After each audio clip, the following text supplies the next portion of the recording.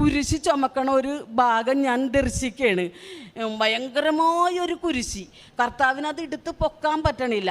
ഇങ്ങനെ മുട്ടിട്ട് ഇങ്ങനെ വീണ് പോണ്. പക്ഷേ ഈ കുരിശും കൊണ്ട് നിവരാൻ ശ്രമിക്കുക ഇങ്ങനെ വീണ് പോണ ഒരു രൂപം ഞാൻ ജീവനോടെ ദർശിക്കുകയാണ്. ഞാനത് വന്ന് എൻ്റെ ഭർത്താവിനോട് പറയുകയാണ്, ശ്യാം ചേട്ടാ, ഞാൻ പരിശുദ്ധ അമ്മയും യേശു ക്രിസ്തുവും ഞങ്ങളുടെ കുടുംബത്തിന് നൽകിയ മഹാദയക്ക് ശതകോടി പ്രണാമം. എൻ്റെ പേര് ഷീബ. ഞാൻ എറണാകുളത്ത് പള്ളിപ്പുറത്ത് നിന്ന് വരുന്നു. എൻ്റെ ഹസ്ബൻഡിനുണ്ടായ ഒരു രോഗസൗഖ്യം പറയുവാനാണ് ഞാനിവിടെ വന്നിരിക്കുന്നത്. എൻ്റെ ഭർത്താവിന് ഒരു 9 വർഷം മുമ്പുണ്ടായ ഒരു ക്യാൻസർ ബാധിച്ച് പുലിയാമ്പുല്ലരി കാസിനോമ എന്ന് പറഞ്ഞ ഒരു ക്യാൻസർ വയറിനെ ബാധിക്കുകയും വയറിൽ 2.5 കിലോയുള്ള ഒരു ട്യൂമർ ഉണ്ടാകുകയും അത് ടച്ച് ചെയ്തിരുന്ന എല്ലാ ആന്തരിക അവയവങ്ങൾക്കും ക്യാൻസർ ബാധിച്ച് പഴുപ്പ് ബാധിക്കുകയും ഉണ്ടായി. പെട്ടെന്ന് ഞങ്ങൾ മെഡിക്കൽ ട്രസ്റ്റ് ഹോസ്പിറ്റലിൽ എറണാകുളത്ത് കൊണ്ടുവന്ന് 10.5 മണിക്കൂർ നീണ്ട ഒരു ശസ്ത്രക്രിയ ചെയ്ത് വൻകുടലിൻ്റെ ഭാഗം മുറിച്ച് മാറ്റി, ചെറുകുടലിൻ്റെ ഭാഗം മുറിച്ച് മാറ്റി, പിത്തസഞ്ചിയുടെ വാൽവ് മുറിച്ച് മാറ്റി, ആമാശയത്തിൻ്റെ പകുതി മുറിച്ച് മാറ്റി, ട്യൂമർ ടച്ച് ചെയ്തിരുന്ന വയറിൻ്റെ മജ്ജകളെല്ലാവരും മുറിച്ച് മാറ്റുകയും ചെയ്തു. അന്നനാളത്തിൽ കൂടി ഭക്ഷണം ഇറങ്ങാത്തത് കൊണ്ട് ആമാശയത്തിൽ നിന്നൊരു ട്യൂബ് ഫിറ്റ് ചെയ്ത് അങ്ങനെ ഓപ്പറേഷൻ കഴിഞ്ഞ് മരിച്ചതിലും കഷ്ടമായിട്ട് ഈ ആളെ വെൻറ്റിലേറ്ററിലാക്കി. അപ്പം ഞാൻ തിയേറ്ററിൻ്റെ പുറത്തിരുന്ന് കരഞ്ഞുകൊണ്ടിരിക്കുമ്പോൾ ഒരു സ്ത്രീ എൻ്റെ അടുത്ത് വന്നിട്ട് കൃപാസനത്തിൻ്റെ പത്രം തന്നിട്ട് പറഞ്ഞ്, അമ്മച്ചി പ്രാർത്ഥിക്ക്, ദൈവത്തിന് അസാധ്യമായി ഒന്നും തന്നെയില്ല. അപ്പോൾ എനിക്ക് കൃപാസനം എന്താണെന്ന ഒന്നും അറിയില്ല. പക്ഷേ ഈ തന്ന പത്രം ഞാൻ മടക്കി എൻ്റെ നെഞ്ചോട് ചേർത്ത് വെച്ച്, മാതാവേ, എൻ്റെ ഭർത്താവിന് പൂർണ്ണ സൗഖ്യം തരണമേ. ഈ മനുഷ്യൻ കടലിൽ ജോലി ചെയ്യണതാണ്. 20-18 ദിവസം കഴിഞ്ഞാൽ വലിയ ബോട്ടിൽ പോയാൽ തിരിച്ചു വരാറുള്ളൂ. അങ്ങനെ ഒരു ദിവസം ജോലിക്കായിട്ട് പോയി കടലിൽ വെച്ചാണ് ഒരു ബുദ്ധിമുട്ട് തോന്നി. അവർ 4 ദിവസം കൊണ്ട് കടലിൽ നിന്ന് കരക്കെത്തിച്ച് ഹോസ്പിറ്റലിൽ ചെന്ന്, അപ്പോൾ ഇന്ന വിഷയങ്ങളൊക്കെ ഉണ്ട്, ഇത്രയും ഭാഗങ്ങൾ മുറിച്ച് മാറ്റണം, ഓപ്പറേഷൻ ചെയ്യേണ്ടതില്ല, അത്രയും ഡാമേജായി എന്നാണ് ഡോക്ടറൊക്കെ പറഞ്ഞിരുന്നത്. മെഡിക്കൽ ട്രസ്റ്റ് ഹോസ്പിറ്റലിലെ ദീപക് ബർമയാണ് ഈ ഓപ്പറേഷൻ ചെയ്തത്. അങ്ങനെ പുള്ളി വെൻറ്റിലേറ്ററിലാണ്. അപ്പോഴാണ് പുറത്തിരുന്ന എൻ്റെ കൃപാസന പത്രം തന്നിട്ട് ഒരു ചേച്ചി പ്രാർത്ഥിക്കാൻ പറഞ്ഞത്. ഞാൻ ഈ പത്രം നെഞ്ചോട് ചേർത്ത് വെച്ച്, എൻ്റെ മാതാവേ, എൻ്റെ ഭർത്താവിന് പൂർണ്ണ സൗഖ്യം തരണമേ എന്ന് പ്രാർത്ഥിച്ച്. പിന്നെ അന്ന് തൊട്ട് എല്ലാ ദിവസവും ഞാൻ ഈ പേപ്പർ വെച്ച് മാതാവിനോടും കർത്താവിനോടും പ്രാർത്ഥിക്കാൻ തുടങ്ങി. പിന്നെ ഇതിനെ വെൻറ്റിലേറ്ററിൽ നിന്ന് പുറത്ത് കൊണ്ടുവന്ന് റൂമിലോട്ട് കൊണ്ടുവന്ന് കിടത്തിയപ്പോഴാണ് പറയണത്, ഇനി ഭക്ഷണം ഇങ്ങനെ ഇറങ്ങൂല, വെള്ളമൊന്നും ഇങ്ങനെ അന്നനാളത്തിൽ കൂടിയൊന്നും പോകൂല, ആമാശയത്തിലൊരു ട്യൂബ് ഫിറ്റ് ചെയ്തിട്ടുണ്ട്, ഇനി അങ്ങനെ വേണം, കുറഞ്ഞ നാളുകളെ ജീവിച്ചിരിക്കുകയുള്ളൂ, പക്ഷെ അത്രയും നാൾ നമുക്ക് വെള്ളമൊക്കെ ആമാശയത്തിൽ ഈ ഇട്ട ട്യൂബിൽ കൂടി വേണം കൊടുക്കാനെന്ന് പറഞ്ഞ്. അങ്ങനെ കുറച്ച് ദിവസങ്ങളൊക്കെ കഴിഞ്ഞ് ഇത് ബോധമൊക്കെ വീണ് ഇത്തിരി വെള്ളം ചോദിക്കാൻ തുടങ്ങിയപ്പോൾ സിസ്റ്റർ പറഞ്ഞ്, ഇങ്ങനെ ഗ്ലൂക്കോസ് തന്നുണ്ട്, ആമാശയത്തിലൊരു ട്യൂബ് ഇട്ടിട്ടുണ്ട്, അതിൽ കൂടി അത്യാവശ്യം വെള്ളമൊക്കെ തന്നുണ്ട്, വായയിൽ കൂടി കുടിക്കാൻ പറ്റൂലെന്ന് പറഞ്ഞപ്പോൾ ഈ മനുഷ്യൻ സമ്മതിച്ചില്ല. എനിക്ക് അങ്ങനെ ജീവിക്കേണ്ട, ഞാൻ 57 വയസ്സ് വരെയും ജീവിച്ചിട്ടുണ്ട് ഒന്നുമില്ലാതെ. ഈ ആമാശയത്തിൽ കൂടി ഭക്ഷണം തന്നിട്ട് എനിക്ക് ജീവിക്കേണ്ടെന്നും പറഞ്ഞ് ഈ ട്യൂബ് വലിച്ചു പറിക്കാൻ തുടങ്ങി. അപ്പോൾ അവർ വന്ന് കൈകളൊക്കെ കെട്ടിവെച്ച് ദിവസങ്ങളോളം പിറ്റേ ദിവസവും ഇങ്ങൊരു വായിലൂടെ വെള്ളം വേണമെന്നും പറഞ്ഞ് ബഹളം വെച്ച് അത് സഹിക്കാൻ പറ്റാണ്ടായപ്പോൾ അവർ ഡോക്ടറിനെ വിളിച്ച്. അപ്പോൾ ഡോക്ടർ പറഞ്ഞൊരു കാര്യം ചെയ്യാം, നമുക്ക് സാംബശിവനെ തിയേറ്ററിലോട്ട് ഒന്നും കൂടി കൊണ്ടുപോയിട്ട് അല്പം വെള്ളം കൊടുത്തിട്ട് പുള്ളി അതൊന്ന് ബോധ്യപ്പെടട്ടെ, എന്നിട്ട് നമുക്ക് വൊമിറ്റ് ചെയ്യാൻ ശ്രമിക്കുമ്പോൾ റിട്ടേൺ എടുക്കുക എന്ന് പറഞ്ഞിട്ട് ഒരു ദിവസം ഒരു വൈകുന്നേരം 7 മണിയായ സമയത്ത് ഈ മനുഷ്യനെ തിയേറ്ററിലോട്ട് കൊണ്ടുപോയി. ഞാൻ അതിൻ്റെ വാതിക്ക ചെന്ന് ഇരിക്കുകയാണ്. അങ്ങനെ ഞാൻ വിഷമിച്ചു, അയ്യോ, ഈ ക്യാൻസറുമാണ്, ഇത്രയൊക്കെ മുറിച്ചും മാറ്റി, പിന്നെ ഇനി ഒരു വെള്ളം പോലും വായി കൂടി കഴിക്കാനും പറ്റൂലല്ലോ എന്ന് ഓർത്ത് മനസ്സ് വെന്ത് ഞാനിങ്ങനെ കരഞ്ഞിരിക്കുമ്പോൾ അവിടെ തൊട്ടടുത്ത് കിടന്ന റൂമിലുള്ള ഒരു ചേച്ചി ക്രിസ്തുവിൻ്റെ മുൾക്കിരീടം ഉള്ള ഒരു ബുക്ക് എൻ്റെ കയ്യിൽ കൊണ്ടു തന്നു. ബുക്ക് ഞാൻ തുറന്നൊന്നും അത് നോക്കിയില്ല, പുറത്തുള്ള പടം കണ്ടതാണ്, രക്തം ഇങ്ങനെ കണ്ണിൽ നിന്ന് ഇറ്റി വീണിട്ടുള്ള ഒരു ഇത്. അപ്പം ഞാനതിങ്ങനെ നെഞ്ചോടടക്കി പിടിച്ച് ഇതിനെ തിയേറ്ററിൽ കയറ്റിയാക്കിയാണ് വെള്ളമൊക്കെ ഇത് കൊടുക്കാനായിട്ട്.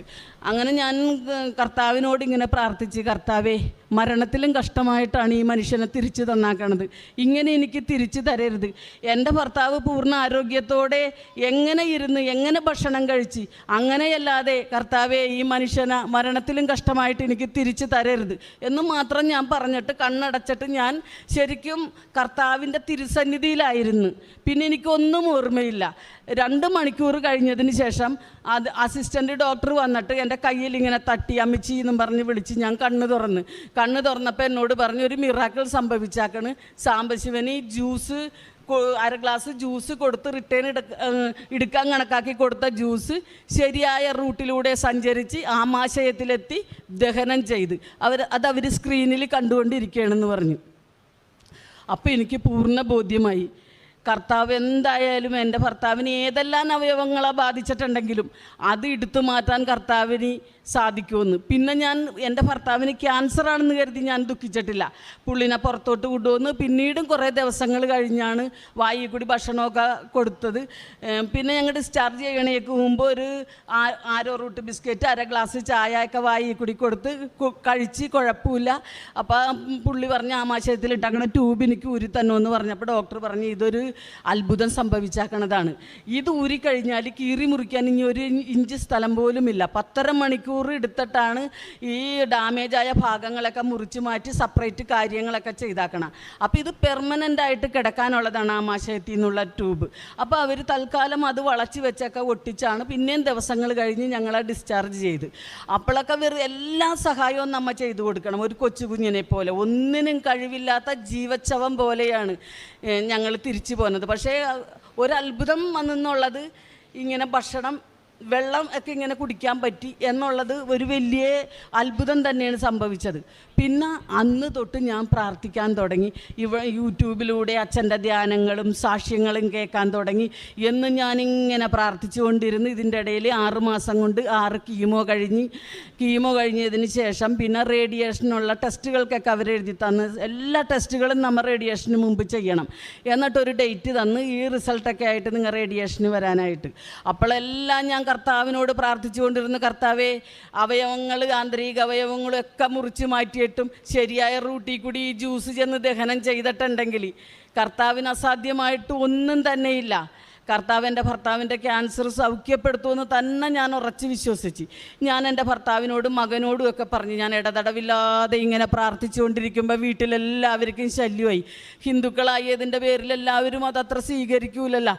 ഈ മാറിയ മനുഷ്യൻ പോലും എന്നോട് പറഞ്ഞത് ലക്ഷങ്ങൾ ചിലവാക്കി ഇത്രയൊക്കെ നമ്മ ചെയ്ത് ഇപ്പം നമ്മ വന്നേക്കണ് ക്യാൻസർ ഓൾറെഡി ഉണ്ടും താനും, എന്തിനാണ് ഈ മാതിരി തല്ലി അലച്ച് പ്രാർത്ഥിക്കണേന്നും പറഞ്ഞ് എല്ലാവരും എന്നെ വഴക്ക് പറയാണ്. പിന്നെ ഞാൻ കർത്താവിൻ്റെ ഒരു ഫോട്ടോ വീട്ടിൽ വാങ്ങി വെച്ച് കർത്താവിനോട് നിരന്തരം ഞാൻ സംസാരിച്ചു കൊണ്ടിരുന്നു. കർത്താവെ, ഞാൻ പ്രാർത്ഥിക്കുമ്പോൾ ആരും എന്നെ ഉപദ്രവിക്കാത്ത രീതിയിൽ എൻ്റെ വീട്ടിലുള്ള കുടുംബാംഗങ്ങളെയും കൂടി എനിക്ക് ഒരുക്കി തന്നെ. ഞാൻ സാക്ഷ്യം വെച്ച് ഇങ്ങനെ വെളുപ്പിന് 2 മണി വരെയൊക്കെ ഞാൻ സാക്ഷ്യം കണ്ടുകൊണ്ടിരിക്കുകയായിരിക്കുള്ളൂ. ഇവർ ഉറക്കത്തിൽ നിന്ന് കണ്ണു തുറക്കുമ്പോൾ എന്നെ പിണങ്ങും. മോനൊക്കെ പറയും, അമ്മച്ചി ഭ്രാന്ത് വരും ഈ മാതിര ഇതൊക്കെ കണ്ടു കഴിഞ്ഞിട്ടുണ്ടെങ്കിൽ ഇത് കുറച്ച് നേരം അടച്ചു വെക്കുക എന്ന് പറഞ്ഞുകൊണ്ട് മോനും വഴക്ക് പറയും. പ്രാർത്ഥിക്കാൻ എനിക്കങ്ങാണ്ട് ഭയങ്കര ബുദ്ധിമുട്ടായി. അങ്ങനെ ഇരിക്കെ ഞങ്ങൾ ടെസ്റ്റുകളൊക്കെ ചെയ്ത് റേഡിയേഷന് പോവുകയാണ്. റേഡിയേഷൻ അവിടെ ചെന്ന് കഴിഞ്ഞ് ഞങ്ങളുടെ നമ്പറായി, ഞങ്ങൾ കയറി. അപ്പോൾ ഡോക്ടർ ഈ ടെസ്റ്റ് എല്ലാവരും നോക്കി. അപ്പോൾ ഞങ്ങളുടെ ഒപ്പം തന്നെ വൻകുടലിൽ ഒരു പൊട്ട് തൊട്ട് അത്രയും ഭാഗത്ത് ക്യാൻസറുള്ള ഒരു ആളുണ്ടായിരുന്നു കീമോ ചെയ്യാൻ. 3ാമത്തെ കീമോന് ആ മനുഷ്യൻ മരിച്ചു. അപ്പം ഞങ്ങൾക്കെന്ന് പറയണ ഇങ്ങോരിക്കട ഈ മുഖമൊഴിച്ചാൽ ഇങ്ങാടി ഇവിടം വരെ കംപ്ലീറ്റ് വ്യാപിച്ച ക്യാൻസറാണ്. പുള്ളിക്കറിയാൻ ഞാൻ ഒരിക്കലും രക്ഷപ്പെടില്ലെന്ന്. പിന്നെ ഞാനിങ്ങനെ പ്രാർത്ഥിച്ചുകൊണ്ടൊന്നും കാര്യമില്ലല്ലോ, നമുക്ക് അവർക്ക് ഈ ശല്യമാണ് നമ്മൾ ഈ രോഗസമയത്തൊക്കെ പ്രാർത്ഥിക്കുമ്പോൾ തോന്നണത്. അങ്ങനെ ഞങ്ങൾ റേഡിയേഷനിൽ ചെന്ന് ഞങ്ങളുടെ നമ്പറായി കയറി. അപ്പോഴൊക്കെ ഞാൻ മാതാവിനോടും കർത്താവിനോടും മുട്ടിപ്പായിട്ട് പ്രാർത്ഥിച്ചുകൊണ്ടിരുന്നു. ക്യാൻസറിനെ പറ്റി ഞാൻ ഒരിക്കലും പിന്നെ ദുഃഖിച്ചിട്ടില്ല. കാരണം ആദ്യത്തെ അനുഭവം ഉണ്ടായപ്പോൾ എനിക്ക് ബോധ്യപ്പെട്ട്. അങ്ങനെ റേഡിയേഷനിൽ ചെന്ന് കഴിഞ്ഞ് ഡോക്ടർ ഈ സർട്ടിഫിക്കറ്റുകളൊക്കെ മേടിച്ച് അന്ന് അതിൻ്റെ തൊട്ടടുത്ത ദിവസമാണ് സ്കാനുകളൊക്കെ ചെയ്താക്കണം. ബ്ലഡ് ടെസ്റ്റിനൊക്കെ ഭയങ്കര പൈസയാകും. അങ്ങനെ അതൊക്കെ ഇങ്ങനെ നോക്കും തോറും മുഖത്ത് ഓരോ എക്സ്പ്രഷൻ വന്നുകൊണ്ടിരിക്കുകയാണ്. പുഞ്ചിരിച്ചുകൊണ്ട് ഇങ്ങനെ നോക്കുകയും ചെയ്യും, ഈ മനുഷ്യനെയും നോക്കും. ലാസ്റ്റ് പറഞ്ഞ് സാംബശിവന അത്ഭുതകരമായിട്ട് ദൈവം രക്ഷപ്പെടുത്തിയാക്കണ്. ക്യാൻസറിൻ്റെ ഒരു കോശം പോലുമില്ല. സാംബശിവന് ഇനി റേഡിയേഷൻ്റെ യാതൊരു ആവശ്യവുമില്ല. സാംബശിവൻ കഴിച്ചുകൊണ്ടിരിക്കുന്ന സകല മരുന്നും ഇന്നുകൊണ്ട് നിർത്താം. ബാലൻസ് ഉണ്ടെങ്കിൽ ഇവിടുത്തെ ബോക്സിൽ കൊണ്ടുവന്നിടാം എന്ന് പറഞ്ഞു. അപ്പോൾ ഈ മനുഷ്യന് അത്ര വിശ്വാസം വന്നില്ല. ഞാൻ ഈ മനുഷ്യനോട് പറയണമായിരുന്നു, കർത്താവിന് അസാധ്യമായിട്ടൊന്നുമില്ല, ഇത് മാറ്റിത്തരും എന്ന് പറഞ്ഞാൽ ഇവരാരും വിശ്വസിച്ചിരുന്നില്ല.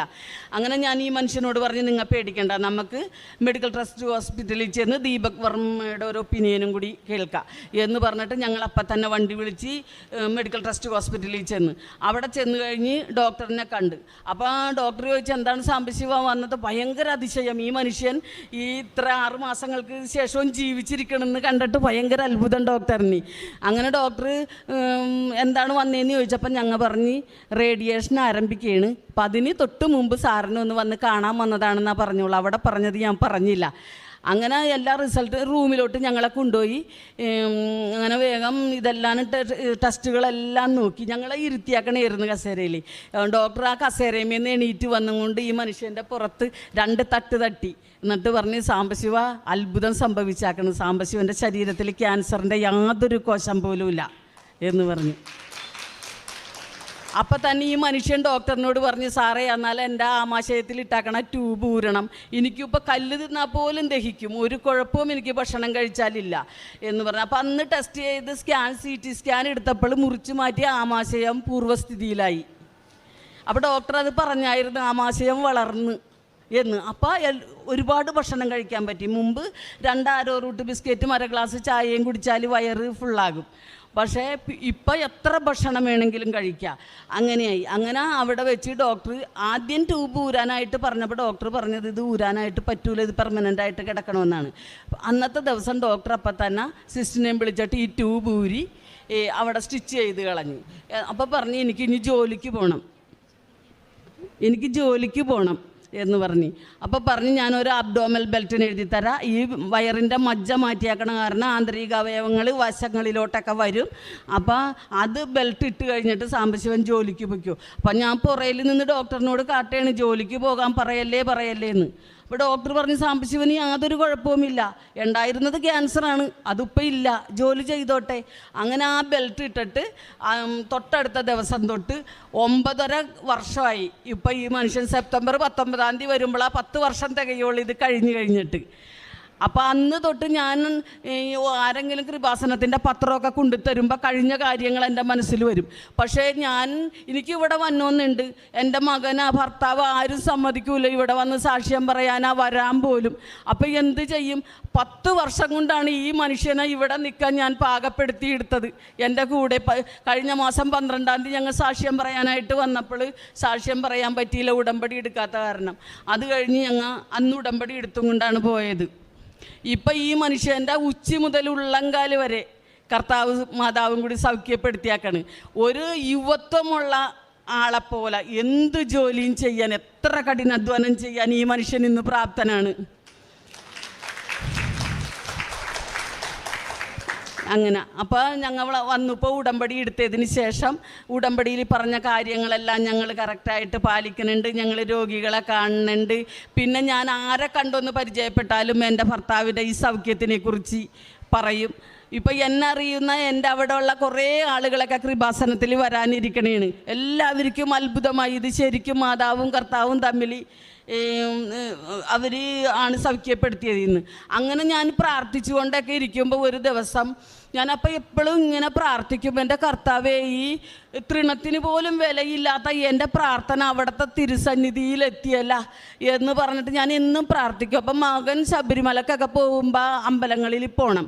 അപ്പം എന്തായാലും അമ്മ ചെന്ന് ചെയ്യേണ്ട ഒരു ചടങ്ങുണ്ട്, കാണിപ്പൊന്ന് നിറക്കണമെന്ന് പറയും. വെറ്റിലയും മടക്കയും നാളികേരം നെയ്യ് നിറച്ചതും കൂടി കെട്ടിൽ വെക്കണം, അതവിടെ ചെന്ന് അടിക്കാനുള്ളതാണ്. അപ്പം ഞാൻ അങ്ങനെ അമ്പലത്തിൽ ചെല്ലുമ്പോൾ ഞാൻ ഈ വെറ്റില അടക്കയും നെയ്യ് നിറച്ച തേങ്ങയും കൂടി എടുത്തിട്ട് നാളികേരവും കൂടി എടുത്തിട്ട് കൃഷ്ണൻ്റെ ക്ഷേത്രത്തിൽ ചെന്ന് കൃഷ്ണനെ ഇങ്ങനെ നോക്കി, കർത്താവേ എൻ്റെ മോനെ രക്ഷിക്കണമേ എന്നും പറഞ്ഞാണ് അത് കെട്ടിൽ. 10 വർഷം കൊണ്ട് എന്നൊക്കെ പോയിട്ടുണ്ടെങ്കിലും കൃഷ്ണനെ കണ്ടാലും ഗുരുവിനെ കണ്ടായാലും ആരെ കണ്ടാലും അവിടെ ഞാൻ കർത്താവിനെ മാത്രമാണ് കാണുന്നത്. അങ്ങനെ എനിക്ക് കർത്താവിൽ ഒരുപാട് വിശ്വാസത്തിൽ ആഴപ്പെട്ട്.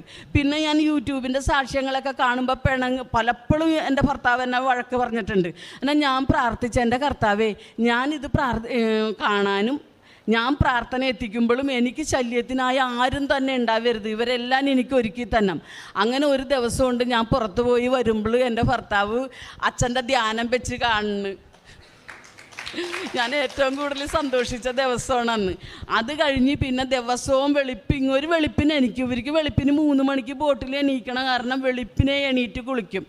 അപ്പോൾ എണീക്കണ സമയത്ത് ഞാൻ കിടക്കായിരിക്കുള്ളൂ. ആ സമയം അച്ഛൻ്റെ ഒരു ധ്യാനം ഓൺ ചെയ്ത് തലയണടേരെ വെച്ചുകൊണ്ട് പോകും. അപ്പം ഞാൻ കണ്ണ് തുറക്കണത് അച്ഛൻ്റെ ഒരു ധ്യാനം കേട്ടുകൊണ്ടാണ്. പിന്നെ ഞാൻ എന്നും സാക്ഷ്യം കണ്ടുകൊണ്ടിരിക്കും. കർത്താവിനോട് ഞാൻ കൂടുതൽ അടുത്ത് ഏത് നിമിഷവും ഞാൻ എൻ്റെ ഭർത്താവിനെ ഇങ്ങനെ രക്ഷിച്ച് തന്നതിന് ഞാൻ നന്ദി പറഞ്ഞുകൊണ്ടും വിശ്വാസപ്രമാണം ചൊല്ലിക്കൊണ്ടും ഇരിക്കും. അങ്ങനെ ഒരു ദിവസം എൻ്റെ മോളെ ആലപ്പുഴയാണ് കൊടുത്താക്കണം. ഒരു ആർമി ഓഫീസറാണ് കെട്ടിയാക്കണത്. അപ്പോൾ അവർ ജമ്മു കാശ്മീരായിരുന്നു. അപ്പോൾ അവർ കുട്ടികളെയൊക്കെ ഇവിടെ സ്കൂളിൽ ചേർക്കാനായിട്ട് ഇങ്ങോട്ട് വന്നു കഴിഞ്ഞപ്പോൾ ഞാനൊരു ദിവസം മോളുടെ അടുത്ത് പോയി. അപ്പം ഞാൻ പോകുമ്പോൾ അന്ന് എനിക്ക് അറിഞ്ഞുകൂടാ ഇതാണ് കൃപാസനമെന്നാ, ഈ വഴിക്കാണ് പോണതൊക്കെ. പക്ഷെ എനിക്കറിയാൻ പാടില്ല. അങ്ങനെ ഞാനിങ്ങനെ എപ്പോഴും ഇങ്ങനെ പ്രാർത്ഥിച്ചുകൊണ്ടിരിക്കുമ്പോൾ ആലപ്പുഴ ഒരു കടലിൻ്റെ അടുത്തോയി കൂടി ബസ് പോകും. അവിടെ കുറേ നല്ല പഞ്ചസാര മണലിങ്ങനെയുണ്ട്. പഴുത്ത് കിടക്കണ പുരി വെയിലത്ത് ഒരു ദിവസം കർത്താവിൻ്റെ കുരിശി ചുമക്കണ ഒരു ഭാഗം ഞാൻ ദർശിക്കുകയാണ്. ഭയങ്കരമായൊരു കുരിശി. കർത്താവിന് അത് എടുത്ത് പൊക്കാൻ പറ്റണില്ല. ഇങ്ങനെ മുട്ടിട്ട് ഇങ്ങനെ വീണ് പോണ്. പക്ഷേ ഈ കുരിശും കൊണ്ട് നിവരാൻ ശ്രമിക്കുക ഇങ്ങനെ വീണ് പോണ ഒരു രൂപം ഞാൻ ജീവനോടെ ദർശിക്കുകയാണ്. ഞാനത് വന്ന് എൻ്റെ ഭർത്താവിനോട് പറയുകയാണ്, ശ്യാം ചേട്ടാ, ഞാൻ കർത്താവിനെ ജീവനോടെ ചലിക്കുന്ന രൂപത്തിൽ ഞാൻ കർത്താവിനെ കണ്ട്. ആരും വിശ്വസിക്കണില്ല. എൻ്റെ ചേച്ചിമാരെയൊക്കെ നിനക്ക് ഭക്തിമൂത്ത് തോന്നണതാണ്. ഞാൻ പറഞ്ഞ അല്ല, ഞാനിത് കണ്ടതാണ് എന്ന് പറഞ്ഞിട്ട് പിന്നെ ഇങ്ങോരിക്കടെ സൗഖ്യം കണ്ടവരും എൻ്റെ വീട്ടിലുള്ളവരും എൻ്റെ മോളൊക്കെ ഇത് ഉറച്ച് വിശ്വസിച്ച് അന്ന് തുടങ്ങി എൻ്റെ മോളും ആ വീട്ടിൽ കർത്താവിനെയും മാതാവിനെയും വെച്ചിട്ട് അവരുടെ ഒരു ദിവസം തുടങ്ങണത് കൊച്ചുമക്കൾ അവിടെ തിരിതെളിച്ച് പ്രാർത്ഥിച്ചിട്ടാണ് അവർ സ്കൂളിലൊക്കെ പോണത്. പിന്നെ ഞാനിപ്പോൾ ഉടമ്പടി എടുത്തതിന് ശേഷം ഞങ്ങളുടെ ഒരു ദിവസം ആരംഭിക്കണത് വെളുപ്പിനെ എണീറ്റ് ഞാൻ കുളിച്ച് വന്നിട്ട് തൈലം തൊട്ട് വിശ്വാസപ്രമാണം ചെയ്ത് തിരിതെളിച്ച് മാതാവിൻ്റെ മുമ്പിൽ മുട്ടുകുത്തി പ്രാർത്ഥിച്ചതിന് ശേഷം അവിടെ നിന്ന് എണീറ്റിട്ട് എൻ്റെ ഭർത്താവിൻ്റെ അടുത്ത് ചെന്ന് തൈലം എടുത്ത് നെറ്റത്ത് കുരിശ് വരച്ച് തലയിൽ കൈവച്ച് വിശ്വാസപ്രമാണം ചൊല്ലും. അതിനുശേഷം ഈ തൈലം ഈ മുറിവേറ്റ വയറിലോട്ട് ഞാൻ തേച്ചും കൊണ്ട് പ്രാർത്ഥിക്കും. അത് കഴിഞ്ഞിട്ട് എൻ്റെ മകൻ കിടന്നുറങ്ങിയിരിക്കുള്ള ആ ഉറക്ക സമയത്ത് ചെന്നിട്ട് ലൈറ്റ് ഇട്ട് അവനെ വിളിച്ചും കൊണ്ട് അവൻ്റെ നെറ്റത്തും ഈ തൈലം കുരിശ് വരച്ച് അവനോട് വാതുറക്കാൻ പറഞ്ഞിട്ട് ഈ വിശുദ്ധ ഉപ്പ് മോനെ, ഒരു ദിവസത്തിൻ്റെ ആദ്യം ഈ വിശുദ്ധ ഉപ്പ് നീ അല്പാൽപമായിട്ട് നുഴഞ്ഞിറക്കുന്നും പറഞ്ഞിട്ട് അത് വായിലിട്ട് കൊടുക്കും. അപ്പം അതിനൊന്നും അവൻ ഇന്ന് വരെ ഇപ്പോൾ ഒരു തടസ്സവും പറയണില്ല. എനിക്ക് പ്രാർത്ഥിക്കാനും എനിക്ക് ദൈവത്തിനെ വിളിക്കാനും എല്ലാനും എൻ്റെ ഭർത്താവും മകനും ഉപ്പ സമ്മതിച്ച്. പിന്നെ എൻ്റെ ചേച്ചിമാരും എൻ്റെ ബന്ധുക്കളൊക്കെ കുറേ പേര് ഭയങ്കരമായിട്ട് എന്നോട് എതിർത്ത്. അപ്പോൾ കുടുംബ യൂണിറ്റുകൾ വെക്കുമ്പോൾ പുറത്തുനിന്നുള്ള വക്കീലുമാർ സാറുമാരൊക്കെയാണ് അതിൻ്റെ തലപ്പത്തൊക്കെ ഇരിക്കണത്. അപ്പോൾ ഒരേ യൂണിറ്റ് വെക്കുമ്പോൾ ഇങ്ങനെ വർഷത്തിൽ ഒരിക്കൽ അവർ വരും. അങ്ങനെ വന്നപ്പോൾ ഹാളിലാണ് ഞങ്ങളെല്ലാവരെയും ഇരുത്തിയത്. ആ ഒരു അധ്യാപകനാണ് അന്ന് വന്നത്. നോക്കിയപ്പോൾ കർത്താവിൻ്റെ ഒരു ഫോട്ടോ ഇരിക്കണ്. പുള്ളിക്ക് ഒട്ടും ഇഷ്ടമായില്ല. പുള്ളി അത് നെറ്റി ചുളിച്ചിട്ട് പറഞ്ഞ് ഈ വീട്ടിലെ വീട്ടമ്മ ആരാണ് ഇങ്ങോട്ട് വിളിച്ചേ എന്ന് പറഞ്ഞ്. അപ്പോൾ എനിക്കറിയാം കുടുംബ യൂണിറ്റ് വെക്കുമ്പോൾ ഇങ്ങനൊരു ചോദ്യം വരും, ഞാനിനി ക്രിസ്ത്യാനിയാണെന്ന് പറഞ്ഞ് പ്രശ്നം ഉണ്ടാകുമെന്ന് എനിക്കറിയാം. അപ്പോൾ ഞാൻ എൻ്റെ കർത്താവിനോട് പറഞ്ഞ്, കർത്താവേ, എനിക്ക് എല്ലാവർക്കും കൂടി കൊടുക്കാനുള്ള ഒരു ഉത്തരം അങ്ങ് തന്നെ എനിക്ക് തന്നെ. കാരണം ഞാനൊരു ഹിന്ദു ആയതിൻ്റെ പേരിൽ ഞാൻ പല സ്ഥലത്തും ക്രൂശിക്കപ്പെടും. അപ്പോഴൊക്കെ ഉത്തരം മുട്ടി ഞാൻ നിൽക്കരുത്. എൻ്റെ ഭർത്താവിൻ്റെ സൗഖ്യം പറഞ്ഞാൽ അത് ലക്ഷങ്ങൾ ചിലവാക്കി ഓപ്പറേഷൻ ചെയ്തിട്ടാണെന്ന് അവർ പറയും. അപ്പോൾ എനിക്ക് പറയാനൊരു ആൻസർ ഉണ്ടാകണം എന്ന് ഞാൻ പ്രാർത്ഥിച്ചുകൊണ്ടിരുന്നു. അപ്പോൾ എൻ്റെ മകളുടെ കുട്ടിക്ക് ചോറൂണിനായിട്ട് ആലപ്പുഴ ഒരു ചെറുകോലാശ്രമം എന്ന് പറഞ്ഞിട്ട് ആശ്രമമുണ്ട് ഗുരുദേവൻ്റെ, അവിടെ വെച്ചാണ് ചോറൂണ് നടത്തിയത്. അപ്പോൾ ചോറൂണിന് ചെന്നപ്പോൾ വലിയൊരു ഹാളിൽ ഗുരുവിനെ വെച്ച പോലെ ക്രിസ്തുവിൻ്റെ ഒരു വലിയ ഫോട്ടോ വെച്ചിട്ട് തുളസിമാല ചാർത്തിയിട്ട് അതിൻ്റെ മുന്നിലാണ് പ്രാർത്ഥന. ആദ്യം തന്നെ കർത്താവിനൊരു പ്രാർത്ഥന, അത് കഴിഞ്ഞിട്ടാണ് ഗുരുമന്ദിരത്തിലെ സകല പ്രാർത്ഥനകളും ആരംഭിക്കണം. അപ്പം ഞാൻ അവിടെ അവിടുത്തെ ഒരു ആചാര്യനോട് ചോദിച്ച് എന്താണ് ഇവിടെ ഇങ്ങനെ ക്രിസ്തുവിനെ വെച്ചാക്കണത് എന്ന് പറഞ്ഞപ്പോൾ പറഞ്ഞ് ഗുരുദേവൻ്റെ സമാധിക്ക് ശേഷം ഗുരുദേവൻ്റെ വസ്തുക്കളൊക്കെ പരിശോധിച്ച് എടുത്തപ്പോൾ ക്രിസ്തുവിനെ ഗുരു ആചരിച്ചെന്നുള്ള ഒരു തെളിവ് ഉണ്ടായി. സർവജ്ഞാനിയായ ഗുരു ക്രിസ്തുവിനെ ആചരിച്ചിരുന്നെങ്കിൽ എന്തുകൊണ്ട് നമുക്ക് ഇവിടെ വെച്ചുവിടാ എന്നാണ് എന്നോട് ചോദിച്ചത്. അത് എനിക്ക് മറ്റുള്ളവരോട് പറയാനുള്ള ഒരു ആൻസർ കർത്താവ് തന്നതാണ്. അപ്പം ഞാൻ ഈ അധ്യാപകനോട് പറഞ്ഞ് നമ്മുടെ സർവജ്ഞാനിയായ ഗുരു ക്രിസ്തുവിനെ ആചരിച്ചിരുന്നുവെങ്കിൽ എന്തുകൊണ്ട് എനിക്കൊരു ഫോട്ടോ ഇവിടെ വെച്ചുകൂടാ, അങ്ങനെ ചോദിച്ച്. ഞാനപ്പോൾ എല്ലാവരോടും നിങ്ങൾ എന്ത് മനസ്സ് നീറിയ ആവശ്യങ്ങൾക്കായാണ് കർത്താവിനെയും മാതാവിനെയും എൻ്റെ അടുത്ത് വന്നാക്കണമെങ്കിലും നമ്മുടെ മനസ്സ് ദൈവത്തിന് വസിക്കാനുള്ള പരിശുദ്ധമായ ആലയമാക്കി തീർക്കുക. അവിടെ ക്രിസ്തുവും മാതാവും വരും, നമ്മുടെ എല്ലാ ആവശ്യങ്ങളും സാധിച്ചു തരും. അപ്പോൾ എല്ലാവരോടും ഞാൻ നന്ദി പറയണേ. നിങ്ങളുടെ പ്രാർത്ഥനയിൽ ഞങ്ങളുണ്ടാകണം. ഞങ്ങളുടെ പ്രാർത്ഥനകളിലും ഈ കൃപാസനത്തിനും എല്ലാം സകല മക്കളും ഉണ്ടാകും. മാതാവും കർത്താവും നമ്മളെല്ലാവരെയും രക്ഷിക്കും. ശരിക്ക് ജീവിച്ചു കൊണ്ടിരിക്കുന്ന ക്രിസ്തുവാണെന്ന് വിഷ്വലിലൂടെ എന്നെ കാണിച്ചു തന്നതാണ് കർത്താവ്. അതുകൊണ്ട് എല്ലാവരോടും ഞാൻ നന്ദി പറയാണ്. ദൈവനാമത്തിന് മഹത്വം ഉണ്ടാകട്ടെ എന്നുള്ളൊരു